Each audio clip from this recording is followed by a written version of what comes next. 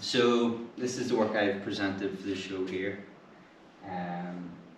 It's made up of these kind of black ink lines that flow through the space over a couple of sheets of steel and then up onto the wall. My work's about marrying my art practice with my skateboarding practice and kind of seeing what happens when they are merged or collide, or the push and pull that happens between them when they're integrated into one practice.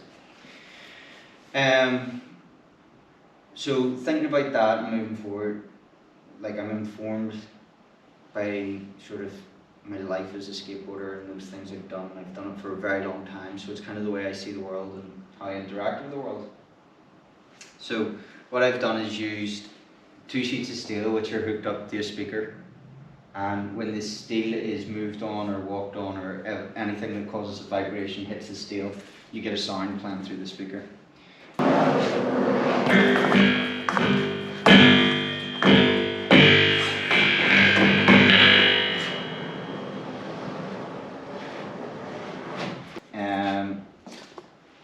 The idea was to take, I suppose, sounds that happen every day. For me, the realization came from when I started listening to like footage of me skateboarding. You could like hear this like repetitious pop of the board, or hitting off something, or moving along something else. You kind of got these sounds that happened kind of on a loop. So I kind of thought it was interesting to explore the sort of sonic qualities of that, and this is kind of what came of it. So the idea of like skating on this or walking on this, it heightens your sense to something, or to a sound that you probably would hear every day, but you've come to ignore because you hear it every day. So it kind of brings a playful element back into that. So when you move on this, or dance on this, or skate on this, or whatever it may be, it heightens your experience of what the thing is, because of the distortion created through the sound. The sound in text is something that's relatively new to my work, and it's only something I've been working with for the last few months. It's kind of nice to have a piece of work that's finished with those elements, considering how new they are to the practice, and it's something I can like continue to explore obviously as the practice goes on. But I was kind of happy with how this came together as a work in that sense too. This idea of using the text as a way to navigate the soundscape, I kind of like to play between the two as well. So the way I inked up these plates was I started with the steel, and I took a pair of skateboarding wheels off a board, still connected by the truck, and used that as a template to draw these lines. So I ended up with these like parallel tracks that flowed through the piece, and they were made off-site and then brought in.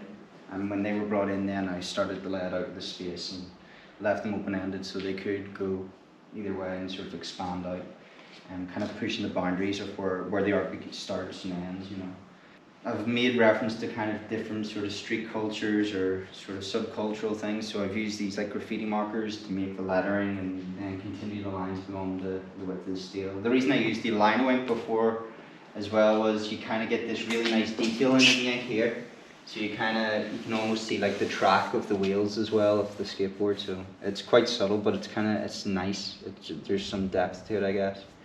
The sheets of steel I used were